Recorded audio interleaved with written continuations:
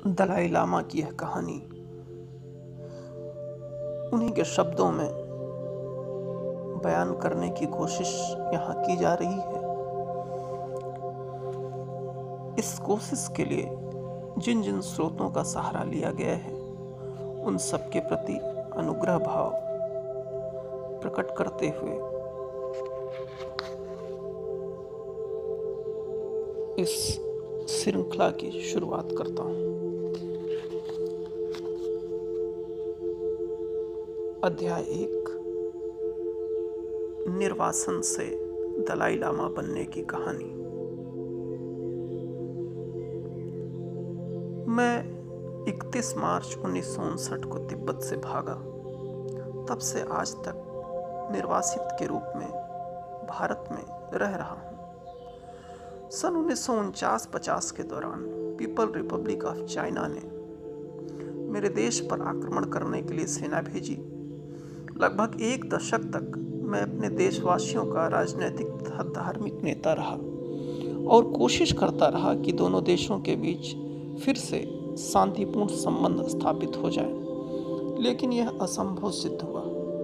मैं इस निर्णय पर पहुंचा कि अब मैं बाहर रहकर ही अपने देशवासियों के लिए कुछ कर सकता हूं। जब मैं पिछले समय पर नजर डालता हूं, जब तिब्बत स्वतंत्र था, तब मुझे लगता है वे मेरे जीवन के सर्वोत्तम वर्ष थे। अब मैं निश्चित रूप से प्रसन्न हूं, लेकिन मेरा जीवन उस जीवन से बिल्कुल भिन्न है जिसमें मेरा पालन पोषण हुआ। और यद्यपि उन दिनों के सुख को याद करने का अब कोई अर्थ नहीं है, लेकिन उन बातों को सोचकर मन उदास हो जाता है। मेरे देशवासियों ने इस बीच अपार कष्ट सहे हैं। प्राचीन तिब्बत कोई आदर्श देश नहीं था, लेकिन यह भी सत्य है कि हमारी जीवन पद्धति दूसरों से बिल्कुल भिन्न थी और उसमें निश्चित रूप से बहुत कुछ ऐसा था जिसे बचाए रखा जा सकता है, लेकिन जो अब सदा के लिए समाप्त हो गया। दलाई लामा शब्द का अर्थ अलग अलग लोगों के लिए अलग अलग है, लेकिन मेरे लिए वह उस पद से ज़्यादा नहीं जो मुझे उसके कारण प्राप्त हुआ। दलाई लामा शब्द वास्तव में मंगोलियन भाषा का शब्द है, जिसका अर्थ है समुद्र प्लस शिक्षक, यानी ज्ञान का समुद्र। लेकिन मेरा ख्याल है कि यह सही नहीं है। दलाई लामा का नाम सोनम ग्यात्सो था और ग्यात्सो का तिब्बती भाषा में अर्थ समुद्र होता है। दूसरी गलती मुझे यह लगती है कि चीनी भाषा में लामा को बुओफू कहा जाता है, जिसका अभिप्राय जीवित बुद्ध से लिया जाता है, लेकिन हमारे लिए यह गलत है, क्योंकि तिब्बती बौद्ध धर्म ऐसा कोई व्यक्तित्व नहीं मानता। यह केवल इतना ही मानता है कि कुछ व्यक्ति, जिनमें से दलाई लामा भी एक हैं, अपने पुनर्जन्म का चुनाव कर सकते हैं। ऐसे व्यक्तियों को तुलकु या अवतार कहते हैं।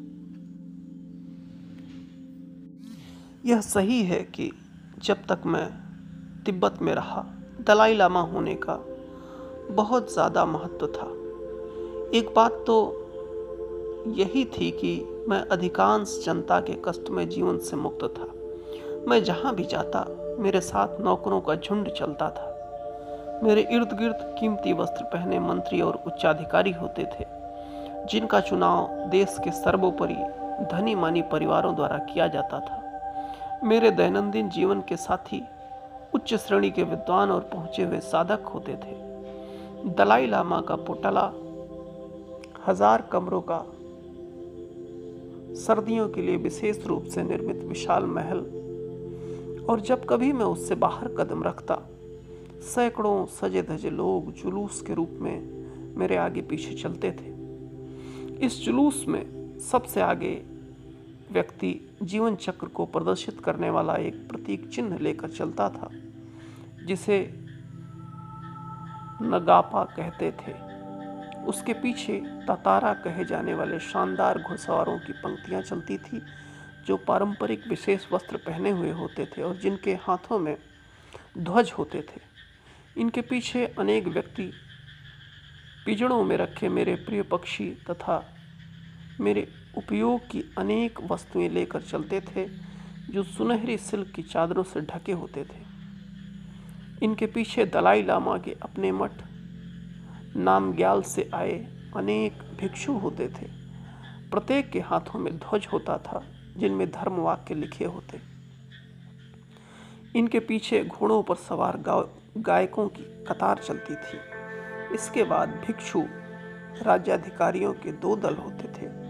आगे सामान्य श्रेणी के अधिकारी, फिर उनके पीछे सेंद्रुक अधिकारी जो शासन के सदस्य होते थे। इसके पीछे दलाई लामा की अपनी घुड़सवारों के घोड़ों की कतार चलती थी, जिन सब के साथ उनके अलग अलग रक्षक होते थे। इसके बाद फिर घोड़ों का एक दल चलता था, जिन पर राज की शासकीय मोहरें तथा अन्य सामग्री होती थी। अब इनके पीछे मैं स्वयं होता था, पीले रंग की पालकी में विराजमान, जिसे 20 व्यक्ति खींचते थे। ये सभी सेना के अधिकारी हरे रंग के वस्त्र पहने और लाल टोप लगाए होते थे। इनके बाल खूब लंबी पोनी टेल की तरह पीछे लटके होते, जबकि बड़े अधिकारियों को ही अपने बाल सिर के ऊपर बांधने का अधिकार होता था। पालकी का रंग पीला इसलिए था क्योंकि भिक्षु के वस्त्र पीले होते और इसे 8 व्यक्ति चलाते थे। ये सब भी पीले रंग के लंबे कोट पहने होते। पालकी के बगल में काशाग यानी दलाई लामा के व्यक्तिगत मंत्रिमंडल के 4 सदस्य चलते थे, जिनकी अगुवाई दलाई लामा का बॉडीगार्ड कुसुन देपोन तथा तिब्बत की छोटी सी सेना का कमांडर इन चीफ माकची कर रहे होते।